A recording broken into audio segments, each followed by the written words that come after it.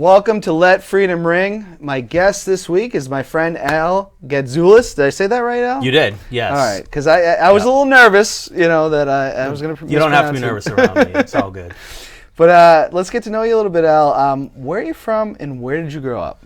So I'm from Manchester, lifelong resident of New Hampshire. Born in Dover, but my family moved to Manchester when I was 2, and I've lived in Manchester ever since, except for going to law school in Florida in the middle of the 2000s. Okay, awesome. And I currently live in Manchester. Where in Florida was school? Fort Lauderdale. I went to wow. Nova Southeastern University in Fort Lauderdale. Okay. Yep. Awesome. Now, what high school in Manchester did you go to? Trinity. Trinity, okay. I'm a pioneer. All right. I knew Trinity very well, wrestling-wise. Oh, you wrestled? I didn't know that. Yeah. Where? Nashville. Nashville There High, you go. yeah. Nice. Before I was Nashville High before the split. Oh, yeah. So right. I'm a Purple Panther for the rest of my life. What years were you wrestling there? 2001. Oh, so you're 2000, after me. And then I fractured my ankle and I missed my junior year, and then 2003. Gotcha. Yeah, I was at Trinity from 95 to 99, and I wrestled for a couple years there. Oh, okay. Yeah. Nice. Yeah. Was I'm trying to remember. Because at one year, Kurt Rowlett was the coach. Was he there? No. Okay, so he must have come after. Yeah. Well, what's one thing everybody should know about you? I forgot to actually think about this question. I think the one thing that everyone should get to know about me is that I'm really dedicated to my community. I try to be involved with my church as much as I can. I can't do it too often, and that I've been. We'll get to it in a moment, but I've been playing. Actually, this is a fun fact. English is actually my second language, even though I was born here. Yes. Okay. My mother, when she married my dad, came over here from Greece, directly from Greece. She didn't know how to speak English. And so the first few years of my life, all she did was speak Greek to me. So when I started speaking, I was speaking Greek. And then I didn't really learn English until I was about 4 or 5 years old, right around kindergarten age. Really? Yeah. Oh, I didn't know that about you. Yeah. That's awesome. Yeah. Very few people do, so now the secret's out. So you can speak Greek easily, fluently, I guess? Fluently, Yep. Oh, that's awesome. Oh, Yeah. All right. Yeah. And what does it mean to you now, sticking with the theme of the show, which I like to throw out, which is Let Freedom Ring. Sure. What does it mean to you to be an American? Well, to me, being an American means being individually responsible for yourself, enjoying the freedoms that we are granted. And it also means being able to express yourself freely, live your life within the parameters of the law, and also be able to pursue your dreams. And you get out of it what you put into it. Okay. No, good answer. And I do like that, individuals are responsible. Right. They should be. Right. I mean, growing up in my household, Greek household, I don't know how much we were talking off air about the Italian household and how strict Italians can be. Greeks can be equally as strict. And so my parents always brought me up they always raised me to say, own up to your mistakes, take responsibility, and you'll be better off for it. Yeah. So that's what I try to do. Sometimes I might own up to things to a fault, but nonetheless, I try to keep that as a core principle of mine as I live every day. I definitely agree with that, and Right. and think that's a good principle to have. Sure. But let's get into current events a little bit. So Sweet. the Let's do it. Washington. The Washington Not football team. the Washington football team. The Washington, not the old name team. What did you think of them not actually picking a name for the season, if the season even happens? Right. I don't know what the delay is for them not picking a name. Yeah. I think there are arguments on both sides, maybe not so much given our current political climate, as to whether or not the name should have been changed at all. But be that as it may, now that the name is being changed and that decision has been made, I don't think it needs to be put off for too long. And I don't know what type of thought processes go into that. You're an avid sports fan. Dan Snyder is not exactly the best human being in the world or the best owner. No. So I'm sure that what's making or pushing his decision has to be money oriented. Yeah. That's the reason why he decided to finally change the name, because sponsors were They hit him in the wallet. Sponsors were hitting him in the wallet, right? Yeah. And they were threatening to pull out if he didn't change it. So I'm sure he's trying to find that perfect name that will keep the sponsors in, maybe bring in new ones. And there was another issue where someone bought up all the copyrights of names they possibly. Oh, is that right? Yeah. I didn't know that. There was a guy who did that right before it happened.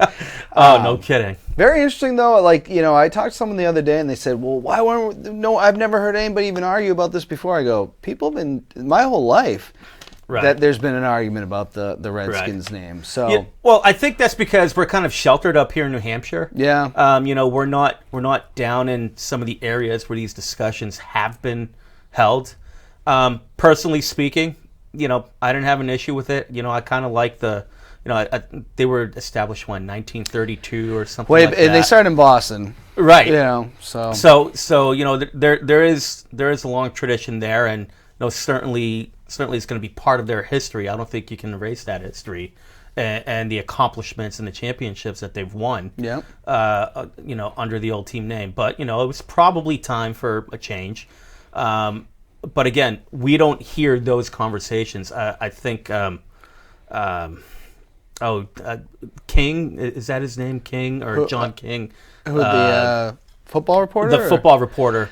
Tom King. King. Tom King's from Nashville. Yeah. Okay, I know who you're referring to. Whatever his name is, his name is escaping me. I guess he's been on this for about a good 30 years now. Yeah, Monday Morning Quarterback is what he writes. Yes. I can't believe I'm blanking on that name right now. But in any event, he's been on it for decades, and I think there has been a kind of groundswell of support to change the name, and I think given recent events, the time came for that to happen. Yeah, no, I agree, and I hope they pick something soon. I'd like to, I was even thinking, should I just buy a shirt because it's never going to exist after this year? It'll be a collector's item. Yeah. So, no, but that's good. Yeah, and we'll see what they do with that. Right. End of TikTok in the United States. Oh, that TikTok. It sounds like President Trump wants to get rid of it. Any issues with TikTok? Or I know it is based out of Beijing. I don't know what that has to do with much. Well, personally, I mean, there are a couple of aspects to TikTok, right? Yeah. I think when you take a look at it on the surface, it's an app. It's a fun app. You have people doing stupid and funny things, and you have a lot of people saying, talk about some serious things, current events being one of them. And I watch videos with my girlfriend, Katie, pretty much every time we're together. She's an avid TikToker, for lack of a better term. Yeah. She doesn't have an account. But I think where the issue comes from is Beijing and the Chinese government are starting to steal a lot of the intellectual property and a lot of consumer data for whatever reason, and I don't think there are enough protections in place to safeguard your data, for example, or my data if we have accounts, and I think that's part of a larger issue where according to the Trump administration, Chinese government is stealing intellectual property from the United States, which was part of the trade deal that Trump signed. But also, there have been some recent arrests of professors in academia that have been working for the Chinese government, passing along state secrets, and the Chinese government is also stealing some of the coronavirus vaccination intellectual property and research, or at least are trying to. So I think when you look at it in the larger context, that I don't think it's just TikTok in and of itself, the app in and of itself. I think it's a larger issue between the governments and kind of the back and forth of of the intellectual property discussion that's been going on for quite some time. Yeah, no, I guess I don't know too much about it. I do, Right. I'm an avid Facebook user, Right. or Instagram, Right. and Mark Zuckerberg at one point had said, he goes, privacy is not going to be a thing. And I think he's right. I think he's right about that. If it's on the internet, it's there. Yeah. We fail to realize that once we put something on, we could try to scrub it on the surface, but you have the data and then the metadata underneath. Yeah. And sometimes based on previous cases that I have in my job, I'm a local attorney, and some cases that I've reviewed, though that data, metadata, are still saved on government servers, or the company servers, and you can get warrants and they can be hacked into, and they can be obtained, is what I'm trying to say. So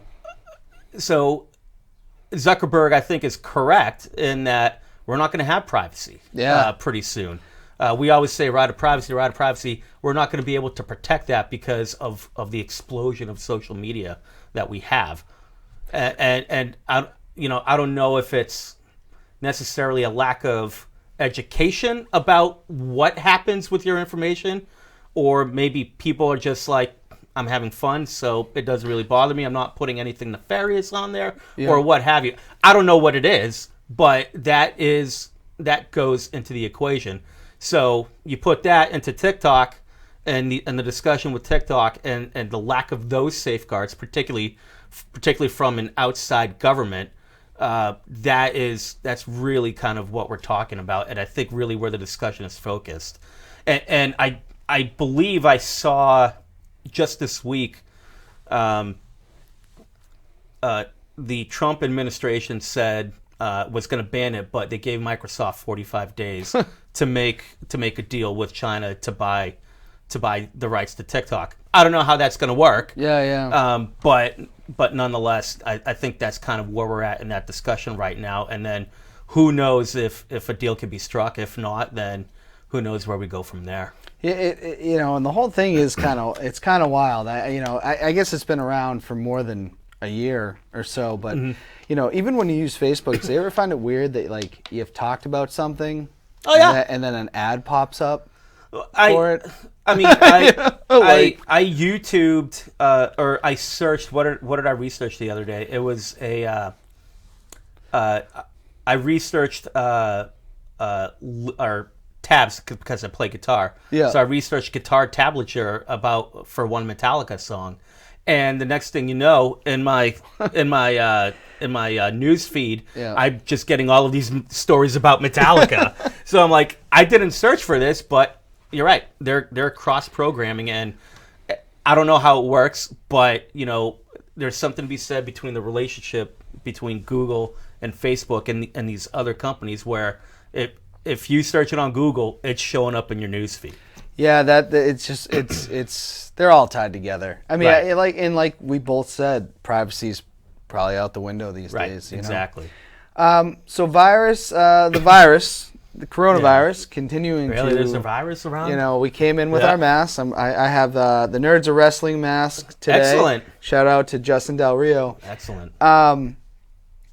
Testing in the U.S. kind of is dropping, but deaths are starting to go up. I mean, I feel like they said by October we'd have about 200,000 deaths, so we're kind of heading towards that. Right.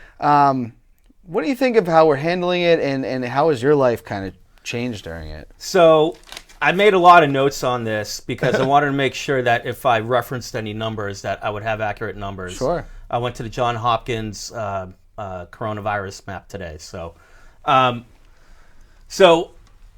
overall, I think the way that we've handled the virus has been mixed. Okay.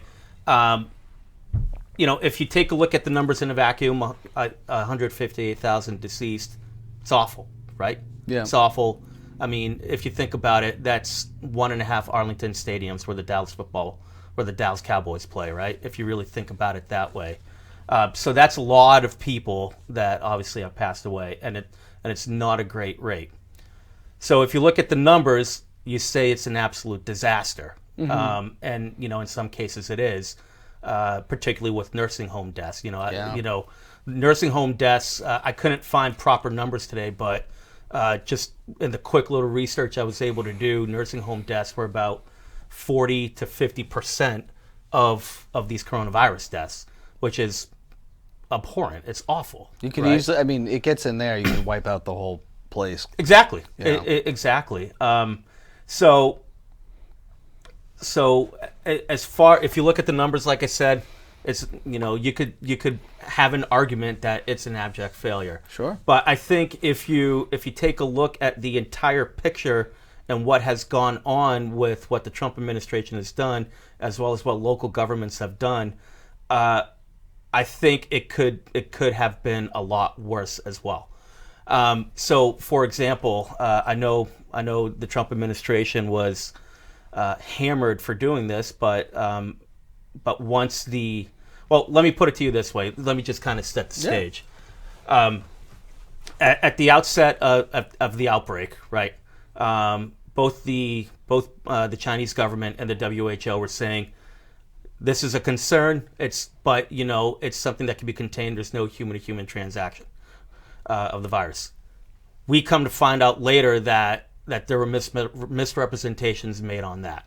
So our government at the time, being in the throes of the impeachment trial, whoever thought that would be a non-issue at this point, right? It's been a crazy our entire government is now in the middle of this impeachment trial. Yeah. The coronavirus is coming up from underneath. No one's focused on the coronavirus. Yeah. And I think there is blame to lay at the Trump administration for not having that foresight. Yeah.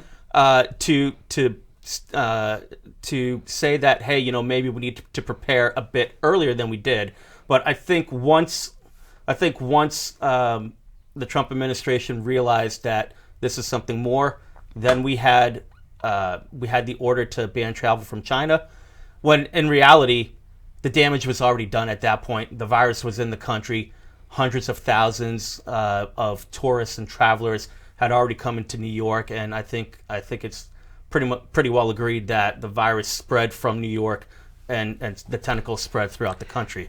Yeah. Right. I agree with that. I think a lot of it came from, a lot of Americans go to Italy all the time. In Italy too. And right. Italy So that's the hard. other equation of it. We did not. No one realized how widespread it was from the European side. So now we have people coming to and from Europe into the country on the side of the Atlantic. Yeah. And then spreading the virus there. So it just kind of all meshed together. So there was a bit of unpreparedness and a lack of foresight at the beginning, but I think once we realized where we were, then I think things got a little bit better in terms of the response. The Defense Authorization Act, or the Defense Production Act, I forget the name of it, was utilized by the president on several occasions. He started the lockdowns, and I know people like to criticize him for not following the science. I think he has followed the science, because he shut down, if you remember, the economy a few months before. The Dow was at 30,000, unemployment was below 5%, and there was record revenue coming into the country, and that was all shut down with the snap of a finger, right? Yeah. And so I think as these issues started kind of coming to fruition and started to boil over, there was swift action by the government, the production of ventilators, and in New York, Trump ordered the Coast Guard cutter that wasn't utilized, by the way, to go into New York into the harbor to move COVID-related patients, and that was done throughout. The National Guard was mobilized, and then things started to go downhill there, because and this will kind of bleed into a discussion we'll have later. But the president can't get out of his own damn way. And, I agree with that. Right. And he starts having these necessary briefings, but then they delve into press conferences that have nothing to do with these briefings. And so what invariably happened is now we have the mixed messaging starting. Yeah. Right? So once that mixed messaging started, then people are kind of trying to figure out what the heck to do. And then, so that's at the federal level. Then at the local level, because of the mixed messaging between the president and the doctors, the guidelines were put out. So there was following the science there, quote unquote. But then it kind of got, then the politics started entering everything, and we kind of go from there. Well, do you think you should have ever called it a hoax? A hoax? No. Yeah. I mean, I don't believe, I don't believe in these absolutes that politicians like to use. And, I guess you could put an asterisk next to politician for President Trump because he was never in politics before his presidential term. But no, it wasn't a hoax. Now, I'm not going to lie, full disclosure, I thought it was way overblown at the beginning. Yeah. When the NBA shut everything down, I'm like, you've got to be kidding me. Like, this is ridiculous. However, looking back on hindsight 2020, I was probably wrong in saying that we should not have shut things down. I kind of agree that we need to reopen everything up, but looking back at it the time, it's not a hoax. There was a lot of misinformation and misrepresentation from world organizations that I think put everyone kind of on their heels. Yeah. But once we started getting everything going, we were getting to a better place. It's not a good place. We're getting to a better place. We've all botched it. Let's be honest. Right. Not just the United States. Everybody kind of did.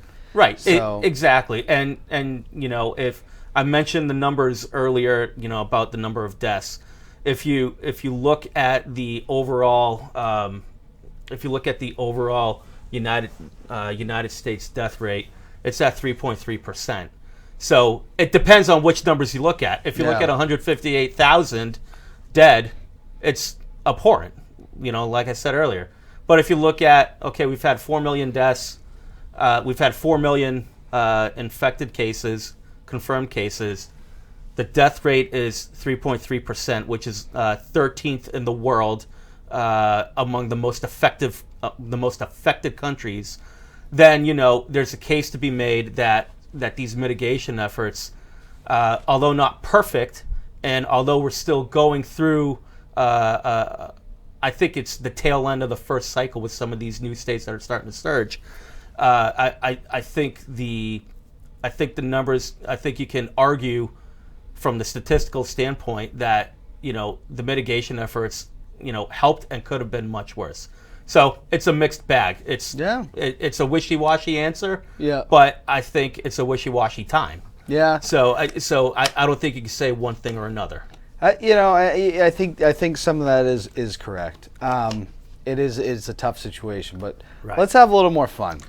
I love fun because Corona has been I love fun. Very depressing. Corona's beat us down big time. Who's the boss coming back? Tony Danza. Why? And Alyssa Milano. Alyssa Milano. I'm assuming it's gonna be like a. Mona was the best character in that show, but she's unfortunately passed on. Did she pass on? Oh, the grandmother. Okay. Right. What about the actress that played the mom? Is she still? I have no idea. I don't know. The last time I saw her, she was a judge on Law and Order. Yes, I was going to say that. Yeah, right. By the way, if I can say, why is Hollywood starting to make all of these sequels? Nobody cares, right? They're classics. Just let them be. They overdo it. Let the classics stand on their own. Start creating some new stuff. Well, this is kind of like ripping off, bringing back Full House. They did that too. So. Right. I'm interested to see it. I've always been a Tony Danza fan. Loved him in Angels in the Outfield. Where he had the wings. Yeah. Had the wings and the Angels helping him pitch. Well, you're not going to see anybody smoking cigarettes in a Disney movie now. No, you're not. He's ripping butts through it. Wrestling during the pandemic. You're a big wrestling fan like me. How have you felt about watching it with no fans? So I think generally speaking, and this goes for all sports, I think you kind of appreciate how integral the fans are. Yeah. Right. It's not the same. It's absolutely not the same.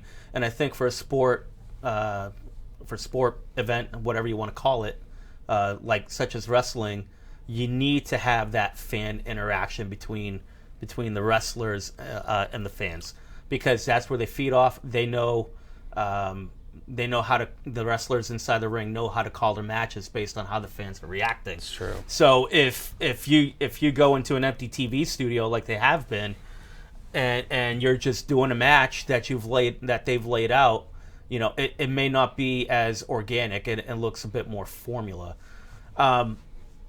That said, I've gotten used to it. Yeah. I've gotten used to, you know, the lack of fans, and I can just put my energy into watching an event, watching a TV show, and being entertained by it, turning my mind off for a couple of hours, and just relaxing, kicking back, and enjoying whatever they have on there, or criticizing whatever they, you know, what they do sometimes. Do you like that they've added people at least in the stands, even though they're fellow wrestlers and stuff like that? That's fine. You know, I think you need to have some noise like that. Yeah. You know, unlike some of the professional sports, you know, I would contrast that with like baseball or basketball or even the NHL now with what they're doing with no fans. First of all, those stupid cardboards gotta go. Right? They're just done. But I think you can appreciate kind of the sense of purity of what professional sports is, right? Yeah. And where they actually come from. You know, we as kids played baseball. We played street hockey, or we played hockey, you know, in high school in empty rinks, and it was just a bunch of guys, just players playing. just playing because they love to play. Yeah. No, professional athletes get paid to do this. It's their job. But still, you know, I think you can kind of get the essence of the purity of the game. And I think it's cool to be able to watch that and just be like, you know what? At its core, that's what it's supposed to be. Wrestling is different. It doesn't have that. You need to have that crowd. The crowd is a big part of wrestling. Right. But, you know, it is what it is right now. Right. Let's talk about what's your, you know, to give kind of the audience something to look at. Mm-hmm. What are your top 5 favorite movies? Okay, so this is in no particular order. Okay. Gladiator, Okay. Russell Crowe, Gladiator. Yep. It's a long movie, 3-hour movie. Are you not entertained? Are you not entertained, right? And I was Yeah. entertained throughout the entire 3 hours of that movie. I think it was beautifully written. And the story just kept me engaged the whole time. Next is Cocktail. Okay. I don't know if it's a lesser known Tom Cruise movie. It was pretty big in its time. Yep. But again, just kind of the same thing. I just liked the way the story flowed. You didn't, you know, it wasn't choppy, and you know, I remained engaged with it throughout the entire 90 minutes. I think it is. Next is A Few Good Men. Yes. That's a great movie.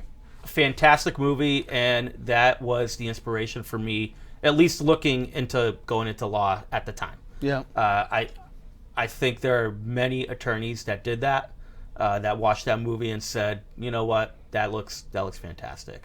And Tom Cruise was great in that movie, and of course Jack Nicholson with You Can't Handle the Truth. Yeah. Oh right? man. I mean, just that scene alone, you get chills. You get chills. You know. Right. Yeah. The next one, I've cheated because I added 2 because I put them together. Happy Gilmore and The Waterboy. Okay. Yep, Adam Sandler movies back in the mid '90s.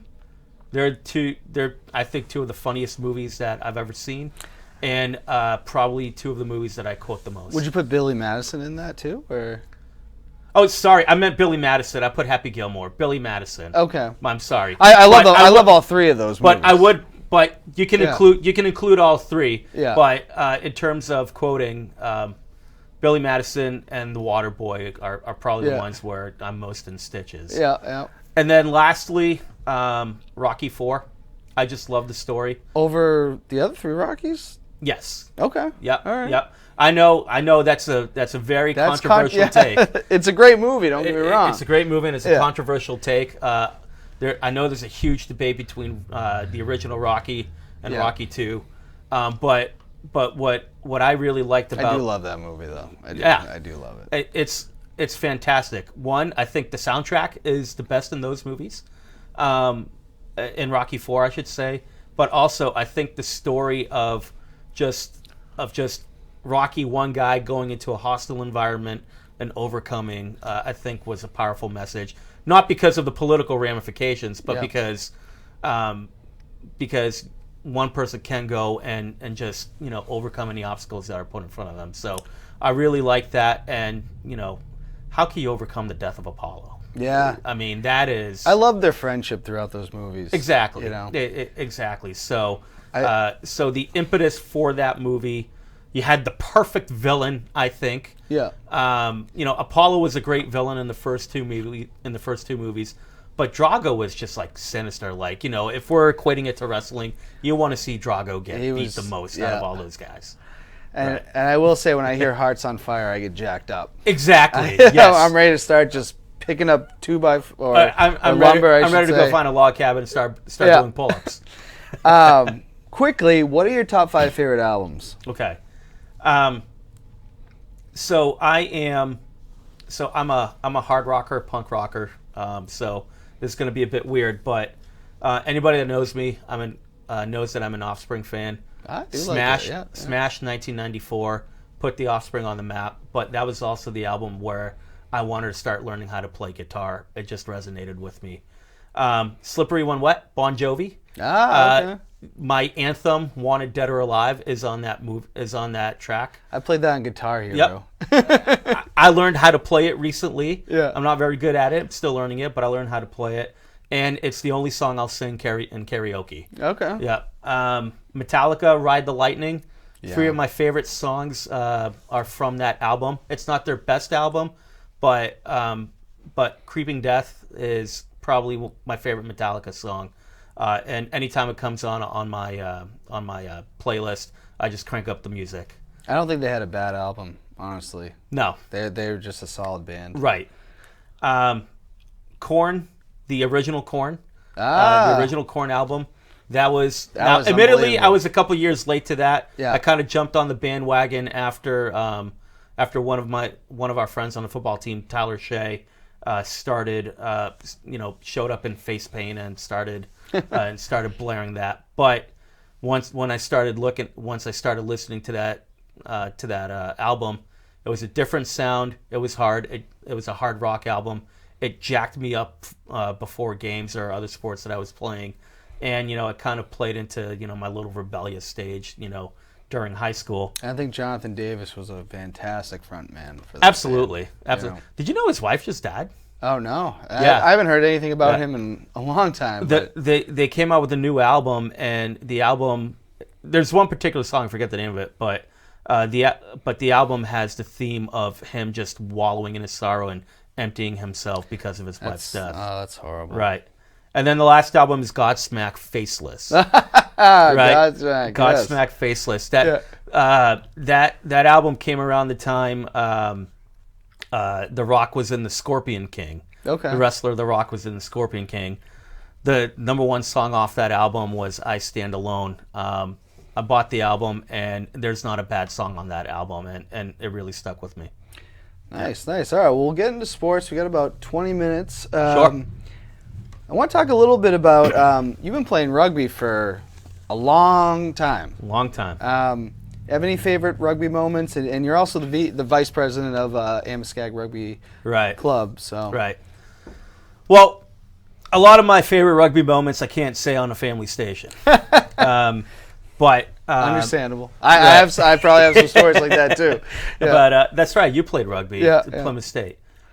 So I can't get into a lot of what some of my favorite rugby moments are. But the favorite rugby moment was this past year. We won the championship. Mm-hmm. It had been I've been playing for over 20 years. Long time coming for me. Trying to seek out that cup, and we did it this year, and it was just such a fantastic and euphoric feeling when I can imagine, when that whistle blew at the end, and we're all running on in the field celebrating with one another, and then going out to the bars celebrating at night. So that was my favorite moment. We are the champions. Unfortunately, because of COVID, we're unable to play at the moment. Yeah.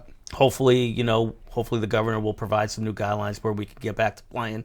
Excuse me, to playing. But for right now, we're kind of stuck in a holding pattern. Well, rugby's a tough sport. It's Right. it's constant contact. So Exactly. So who knows? We're always hoping, but you never know. now, what college do you play for?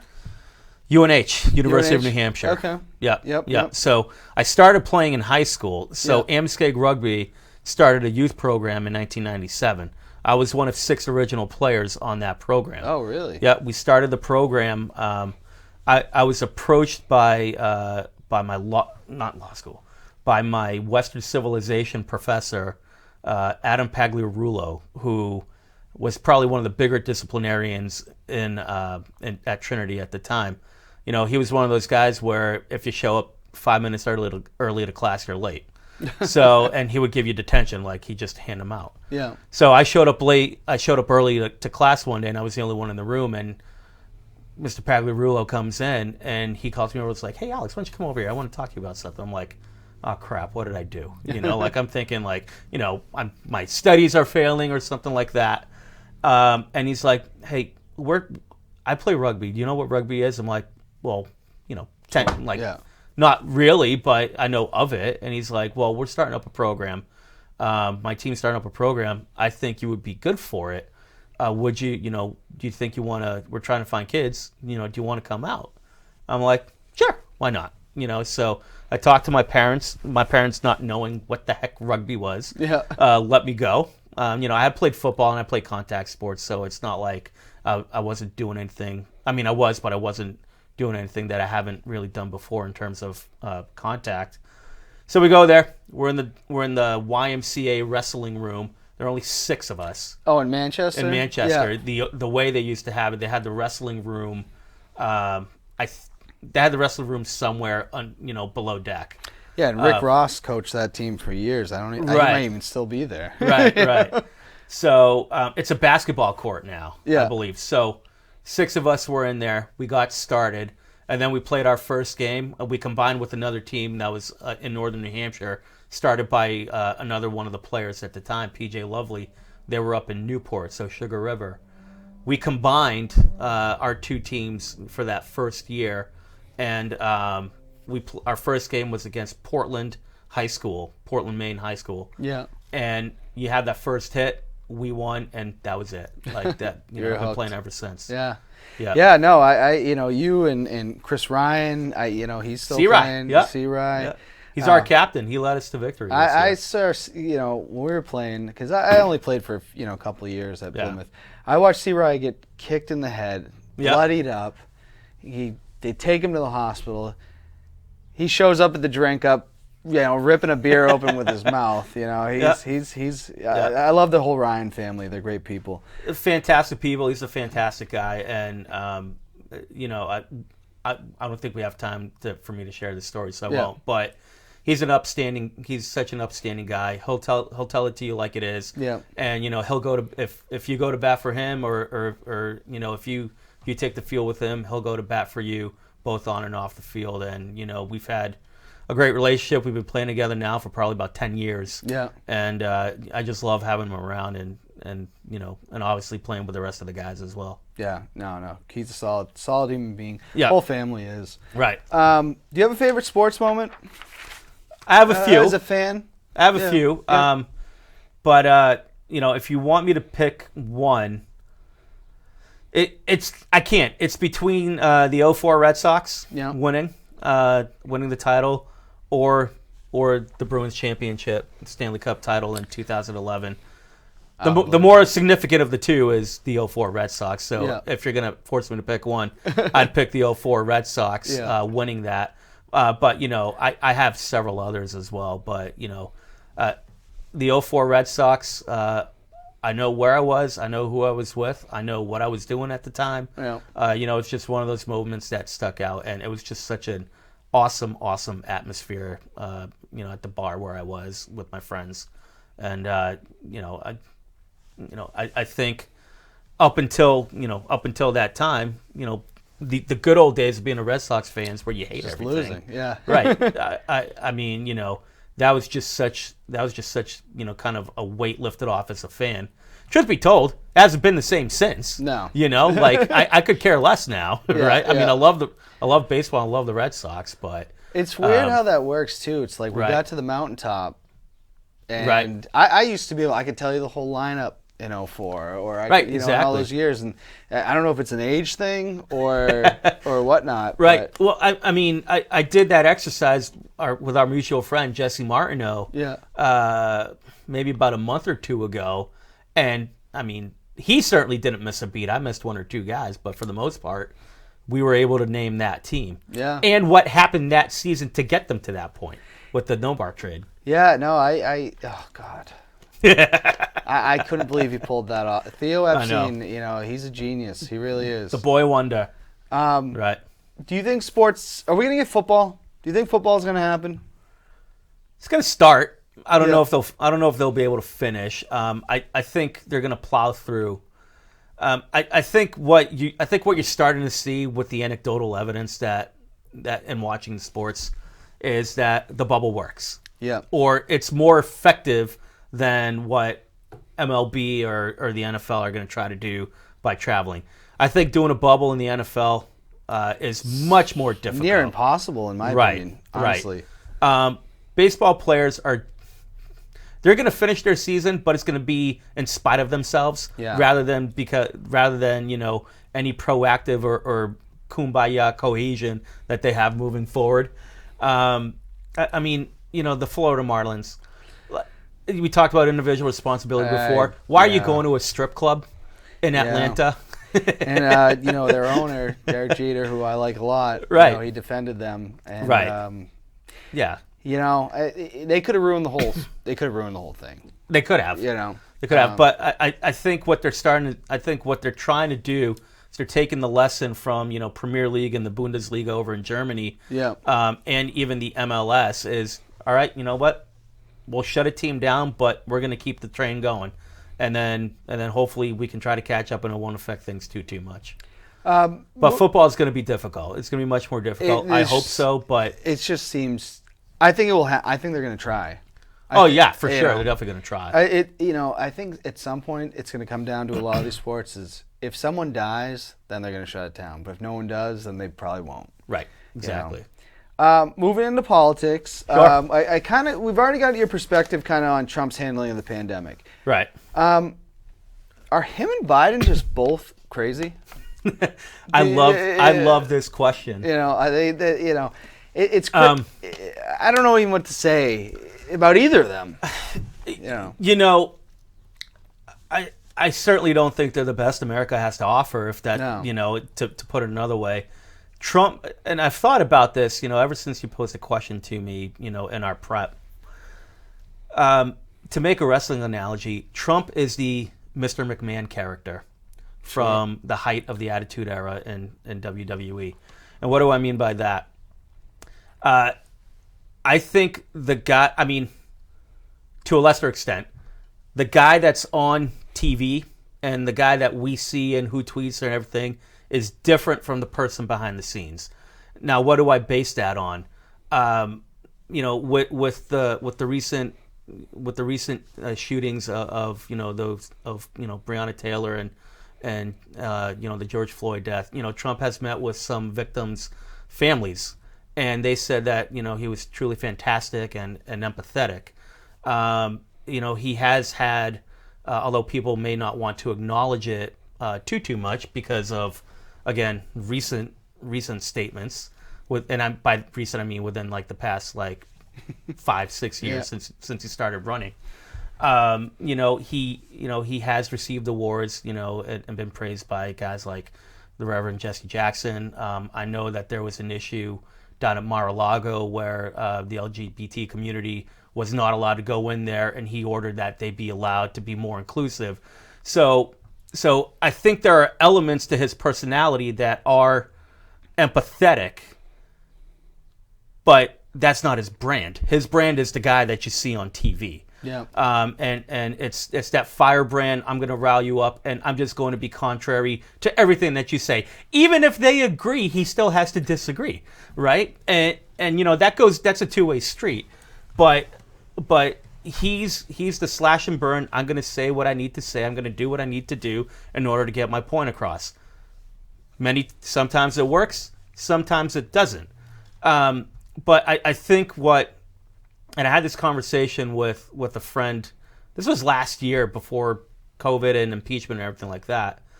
I think I don't know if you want to call it a genius of him, but I think what he does is he provides the distraction. But really, if you take a look at the record, it's really kind of a mainstream conservative Republican record of actual policies, notwithstanding the debt, two Supreme Court justices, cutting the taxes, I will say deregulation he should to only had improve one. the company. He only should have had one Supreme Court justice. They blocked Obama for. Look. I'm not gonna speak to that. I'm just saying. I think you're right. Yeah. We can. I guess that's a discussion for another day. Yeah. But this ain't Crossfire. right. I mean, you're absolutely right. I do think that nomination was ill-advised in the sense that we knew it was going to go nowhere, and this poor guy Merrick Garland was on a bridge to nowhere, to use another analogy. But to get back to the way Trump does things is he fires up his base. He says what he says. He's argumentative, and I think he genuinely likes sparring with the media. Sure. He's been like that since the 80s. Right. He craves that attention. He I don't know why he thinks that he would be respected with some of the things that he says, but nonetheless, I don't think he cares. He doesn't care, right? But his record and the policies that he's actually put in place really, like I said, are in line with mainstream conservative thought. Whether you agree or disagree with them. No, I get that. That's the way he kind of does things. Biden, on the other hand, I don't know what to say. I don't think he's crazy. He's been in politics since before we were born. Career, yeah. And he's had many issues and missteps, and he just had another one today. On the radio show, and Well, the thing is, like, I'll watch that, and then I watch the Trump HBO interview. Did you see that? And I didn't. I saw snippets and clips of it, and I just sit there and go, "This is the choices again." Right. Absolutely. It's kind of crazy. And I'll even do one better just to kind of juxtapose that, because Trump will. I watched Biden's last press conference where he got up in front of the press. Oh my Lord, the treatment between the press and Biden and Trump and the press is so much. I mean, it's clear. Well, it's going to be different. It's clear. It's going to be different. Trump has gone to war with them, and I agree. I agree, but it really is a stark contrast. Even with the Chris Wallace interview that he did on Fox News.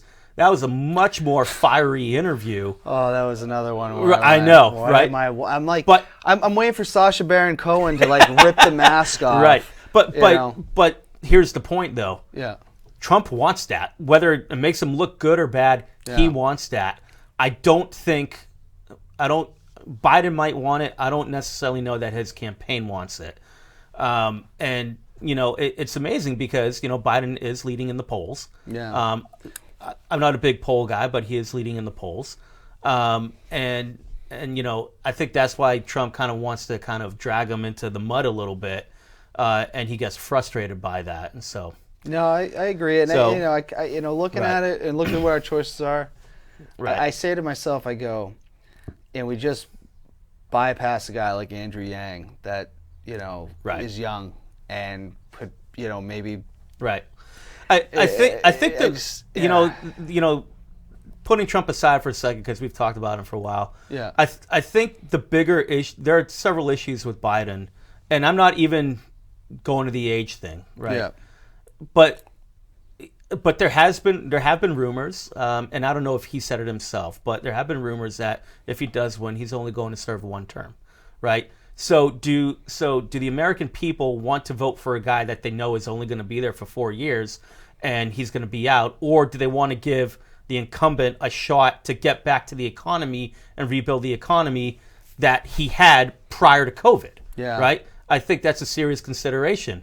Biden has a history of missteps of his own. Sure. And that are not necessarily friendly to minorities. So he's going to have to overcome that. And again, there was one again today. And Biden has some really strong-willed people advising him now. Bernie Sanders, Alexandria Ocasio-Cortez, Elizabeth Warren. Well, the progressives now are coming to a non-progressive. Right. Joe Biden's not a progressive. Right. So but he is one person against their agenda, and in order to try to placate them and to quote unquote unify the Democratic Party, how far is he going to be willing to go? Because his vice president and the rumored vice presidential candidates are more towards the Sanders Ocasio-Cortez wing than they are towards Biden's original inclination. So who's going to be pulling who in what direction, and how is that, who's going to be governing the country in that respect? So those are serious issues that I think are going to come to the forefront. They haven't yet, but I think now as people start paying attention, they will. In my personal opinion, and we're going to go into blank versus blank, which is my favorite segment. Yeah, I'd like to just get rid of Trump and hit the restart button. And that's fine. You know what I mean?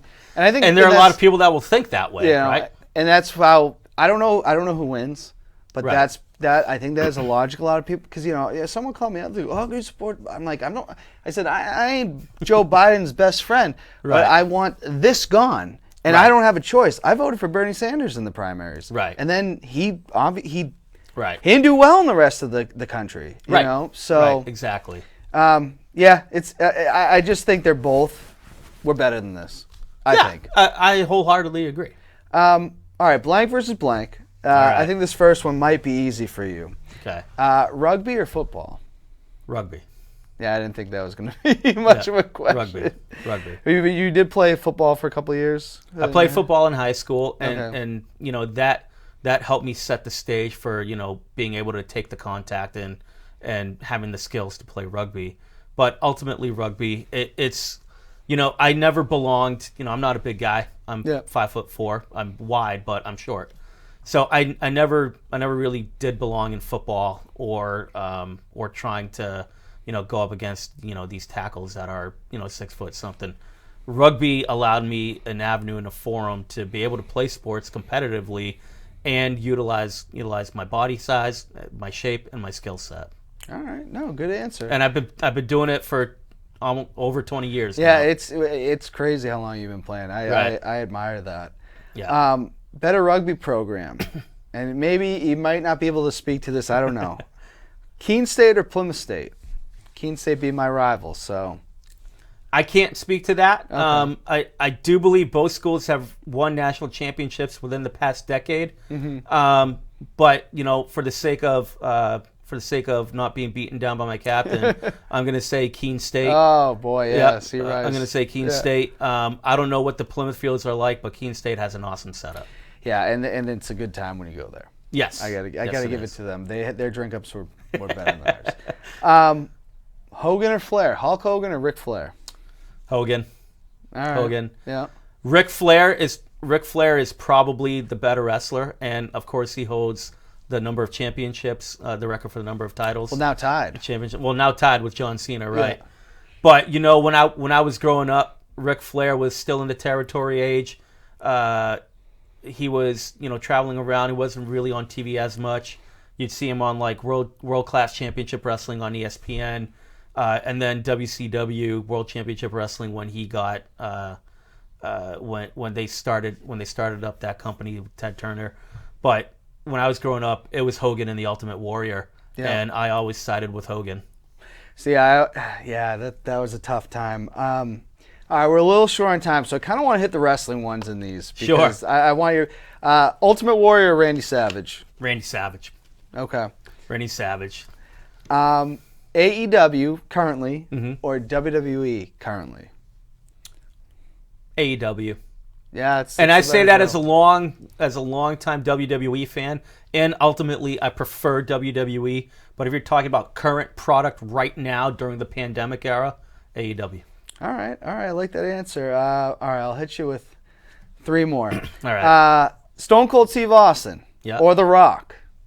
Oof. That's tough. These guys were at the height of the popularity of wrestling. I'm going to go with Stone Cold only because of his significance towards transitioning wrestling into the mainstream. Okay. The Rock took it and ran with it, but Stone Cold was really that impetus. All right, good answer. World Championship Wrestling or the World Wrestling Federation? Now we're looking back before the World Wrestling Federation. Okay. Are you talking Attitude Era, NWO? We're talking like the 90s, yeah. The 90s? Well, I mean, there's a switch there, right? Yeah. Earlier 90s, I'd say WWF. The mid-90s, you could say WCW once the NWO happened and Hogan's heel turn. And then, I think with the Attitude Era, we all know how that ended up. That's true. And then they won. Won the war. But I will say, I watched Hogan's Turn live, and it was the craziest thing I've ever seen. Oh, you ordered that pay-per-view? I did. Wow. Yeah. It was amazing. I had heard about it, and I couldn't believe it. Right. The third man was Hulk Hogan. That's right. Last one. This is the toughest one. Mm-hmm. Always in blank versus blank. Our friend Fender, or the host of the French Canadian Legacy podcast, Jesse Martineau. Jesse, he and I have been friends for. I'm 39 years old. We've been friends for 35 years. Oh wow! So he's my best friend. We were next door neighbors growing up. Yeah. And going back to when I said Greek was my first language, he and I were speaking in tongues because he spoke English, I spoke Greek, and somehow we communicated. No, that's awesome. And Jesse's a great guy, and, he is. And you guys are both great guys. And yeah. Al, I appreciate you coming on the show. This has been a lot of fun. Absolutely, I had a blast. We'll probably have you back again sometime if you have. I love to. Time. This was great. All right. This was really cool. Awesome. Well, everybody, keep watching and keep your heads up. But until next time, let freedom ring.